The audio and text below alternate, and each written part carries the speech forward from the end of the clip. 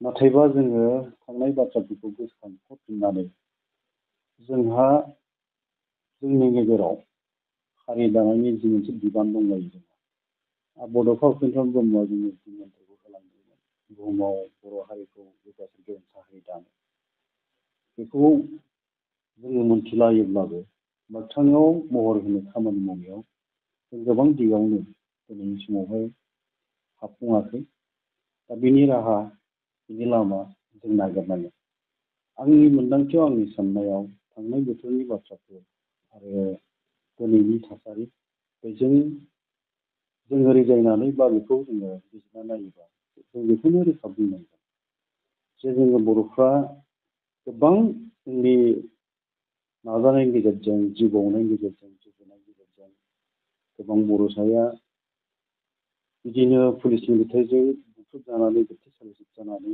सोरबाया जिउ बाउनानै सोरबाया जिना हारि खालामजानानै गोबां बर' सुबुङानो धोन सम्पति सिलिंखार खालामजानाय सौहांगार खालामजानाय बे थासारिजों जोङो सौसिबोदोंमोन आरो बर'फ्रा मोनथाम गोरोबथा खालामबाय बड'फा उपेन्द्र ब्रह्मनि दैदेननायनि गेजेरजों जागायजेननानै दिनैसिमाव बर'फ्रा मोनथाम बर'नि गोरोबथाखौ खालामनाय जाबाय बावहाय जों मिथिलायो थांनाय 1993 मायथाइनि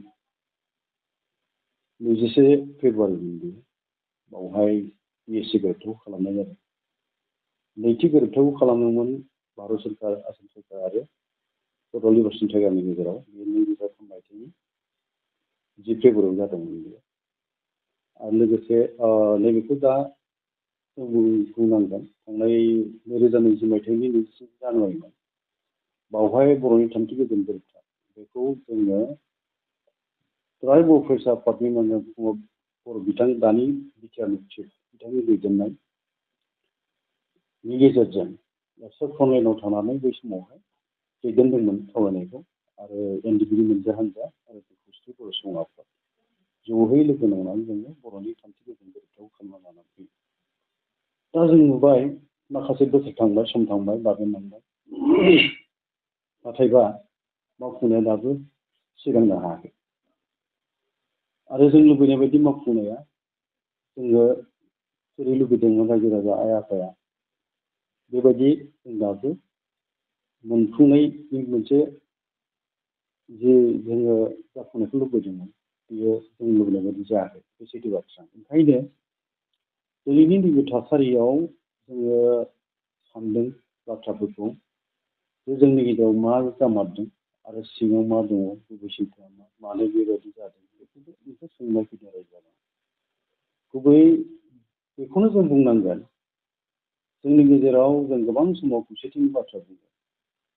गिदिर गिदिर बाथ्रा बुङो हारि दानायनि माहारि दानायनि बेनि गेजेरावबो नाथाय बुंनायल' जाबोदों मोगथां खामानि मावनायाव जोङो महर होनो हायाखै गोबां दिगावनो जोङो जोंनि गेजेराव फारागफोरखौ जोङो गोथौ रोदा सुनाय बायदि नुयो बबेबा मोनसे आयदाफोरखौ लानानै रायज्लायनाय समफ्राव बा जोंनि खामानि मावनाय सिगांनायफ्राव मोजां मोननाय गाज्रि मोननाय गावनि मोजां मोननायजों सोरबाया खामानि मावनो नाजायो गुबुननि मोजां मोननायखौ आजावनो गनायनो थियारि जाया बे रोखोमबो जों नुयो दा ओंखायनो गासैबो फारागफोरखौ जों बोरै फोजोबनो हायो फारागआथ' दं जोंनि गेजेराव आरो माहारि आफाद गोबां थाबाय थागोनबो जोंनि राव हारिमु थुनलाइफोरखौ सोलोंथाइनि दिगाव जों दावगानांगौबा जोंनि गेजेराव बर' थुनलाइ आफाद दुलाराय बर' फरायसा आफाद खौसेथि बर' सुबुं आफाद दुलाराय बर' आइजो अनसाय आफाद आरो बर'नि माहारि गौथुमफोर ज' जानानै जोंहा मावाब्ला जेबो राहा दं बायदि आं नुहुरा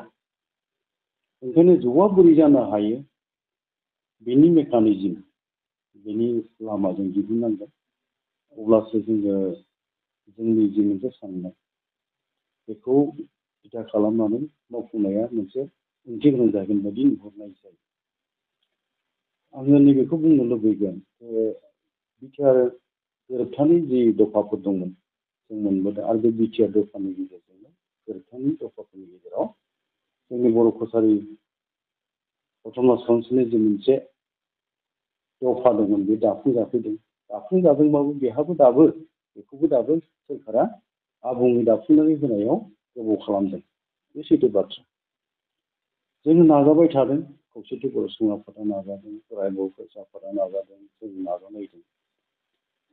अब्लाबो जों लुबैनाय बायदि जायाखै।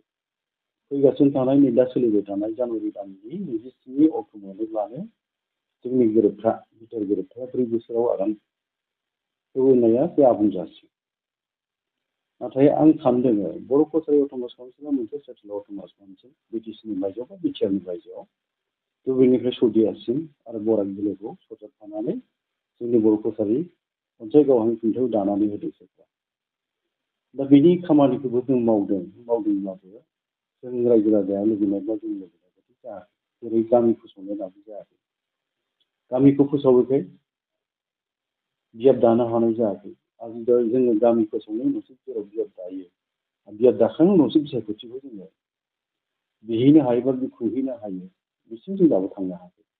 आरो जोंनि रां बावजाया जोबोद बाङाय अनजिमानि, जायनि जाहोनाव सन्तुसनिफ्राय बुंनो थाङोब्ला धुबुरीनिफ्राय सौदियासिम आरो बराक सेरफांखौ नायनांगौआ जोंनि थाखाय गोब्राब जादों। रायजो राजाया लुबैनाय बायदि जों खामानि मावनो हायाखै।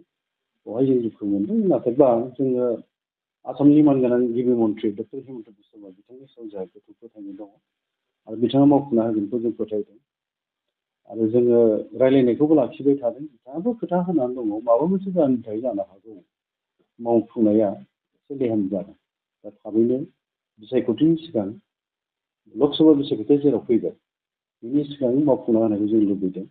बर' रायजो राजाया लुबैदों, गासै बर' सुबुङा लुबैदों जे बिटिआर एकर्डनि दफाफ्रा लकसभा बिसायख'थिनि आगोल मावफुंनानै होयोबा बे खोब मोजां जायो, मोजां जाथारगोन बियो। आरो जोंनि थाखाय सरकारजों फोथायनायखौ लाखिनो खामानि मावनाया जोंनि नोजोराव बियो गनायथाव आजावजाथाव जागोन होननानै जोंहा फोथायनाय दङ। नाथाय दा आङो बेखौहाय बुंनो लुबैगोन, बेफोर खामानिखौ जाफुंहोनांगौनि गुदियाव जोंनि सायाव जि बिबाना दङ बे बिबानफोरखौ लालायनानै खामानि मावनो जोङो बावहाय हिंसा हिंसि थानो नांनाय नङा, गावजों गाव एना एनि थानो नांनाय नङा, फारागा थानो नांनाय नङा। बेखौ फोजोबस्रांना लानो जों हाथारनांगोन। आरो जोङो बर' हारिनि रैखाथि थामोन्थाखौ नागिरनानै, जोंनि राव हारिमु थुनलाइनि जौगानायखौ नागिरनानै जोंनि दिनै गोबां दिगाव बिटिआर एकर्डनि जेरै दफाफोर दंमोन, 6.3निबो बाथ्रा दङ, हा हुनि बाथ्राफोर दङ, एरिया एक्सटेनसननि बाथ्रा दङ, जोंनि बर' कसारि अनसाय गावनाय खुंथायनि मावफुंजानायनि बाथ्रा दं। बेफोरखौ नोजोर होयोबा जोङो आलादा आलादा हारसिं जानानै जुजियोबा बियो जाफुंनायखौ गोलाव खालामलांनो हागौ। बे गोलाव जों थांनो गोनां जानो हागौ। मानोना जों लुबैयो, सोरबा लुबैया, सोरबा लुबैयो, जों लुबैया। बेबायदि जायोबा जेंनाया गमामायैनो नुजामारो। आरो सोरखारा बबेखौ मावनो बबेखौ दोननो, मावना होबा मा जागोन, मावना होआबा मा जागोन, बे मोनसे बायलेगावस्राबो गोनो गोथोआवस्राबो गोग्लैनो गोनां जायो। दा बेफोरखौ गासैखौबो नोजोर होजोबनानै आं बेखौनो माहारि आफादखौ खावलायगोन, समा दा जोंखौ हुसियारि होदों आरो थांनाय समखौबो जों मोनफिनला। बे समावनो सम थानायावनो जोङो खौसे जानानै खामानि मावनांगोन। मानोना सैथो बाथ्राखौ जों बयबो मिथिगौ, समा मोनसे दैथुन बे रावखौ नेनानै थाया। इंराजियाव ओंखायनो बेखौ बुंदों मा, last time never will again. बे सैथो बाथ्रा। आरो बुंबावनाय जादों, time and tide does not wait for now. बे बाथ्राया बे सैथो बाथ्रा। दा बेफोरखौ जोङो मोनथिलायोबाबो जों खामानि मावनायाव बाहायनो रोङा। जायनि जाहोनाव जोङो जि मोनसे मोजां फिथाइ मोननांगौ बेनिफ्राय जों गोजान जानानै थानो गोनां जायो। बा जोङो फेलें जानायखौ गनायनानै लानो गोनां जायो। दा ओंखायनो आङो बेखौ नुदों जे जोंनि गेजेराव थाबैनो बर'नि माहारि आफादफ्रा ज' जाना सावरायनांगौ आरो थांखि लानांगौ। थि समाव थि थांखि लानानै ज' जानानै जों खामानि मावनांगोन। आरो नङाबा जोंनि इयुना जों लुबैनाय बायदि जों जेराव गोजोनखौ हास्थायदों, गोजोन खौसेजों रायजो जानो साननाय, बेफोर गासिबो आद्रि जालांगोन नोंनि लामायाव। दा ओंखायनो आंनि खावलायनाय बे थागोन, थाबैनो जोंनि बर'नि माहारि आफादफ्रा ज' जानांगौ आरो बेखौ दुलाराय बर' फरायसा आफाद, खौसेथि बर' सुबुं आफाद आरो दुलाराय बर' आइजो अनसाय आफाद, बर'नि सोमावसारारि आफादफोर, बिग्रायारि आफादफोर आरो माखासे गोबां आफाद दंबावो, बर' थुनलाइ आफाद, गासिबो ज' जानानै रायज्लायनानै थांखि फैनो हानांगोन। बेखौ आं फोथायनाय दङ। आरो थाबैनो बेयो मोगथां महर होनानै जों खामानि मावनो हायोबा बेवहाय देरहानायखौ जों मिजिं लानो हागोन। ओंखायनो बिसायख'थिनि सिगां सिगां जोङो बे खामानिफोरखौ मोगथां महर होनायनि दा हाबा मावनांगौ आंहा बे साननाय बा आंनि मोनसे खावलायनो लुबैनाय बे थाबाय गासै बर'नि माहारि आफादा ज' जानानै खामानि मावनांगौ। मानोना जोङो गोरलैयैनो बयबो बुङो मोनथियो इउनाइटेड वे स्टेन्ड डिभाइडेड वे फल होननाय बाथ्राफ्रा नंखाय नङा। आरो दा बेखायनो जोङो जेराव इउनाइटेड वे स्टेन्ड होनना मिथिखायो बेवहाय गावसोरनि बाथ्रा जों मालाबाबो साननोबो हाया। हारि दानायनि जि आद्रा थांखि मिजिं सिमां दङ बड'फानि सिमां, बड'फानि थांखि, बड'फानि नोजोर, सानस्रि बेखौ जोंहा आबुं महर होनांगौआ जोंनिबो बिबान।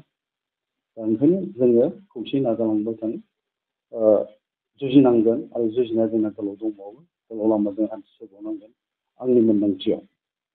दा बे बाथ्राफोरखौनो आङो दिनैनि खौरां मेलनि गेजेरजों नोंथांमोननि गेजेरजों आङो गासै बर'नि माहारि आफादफोरखौ बर' सुबुंफोरखौ खौसे जानानै खामानिनि थाखाय खावलायहरनाय जाबाय।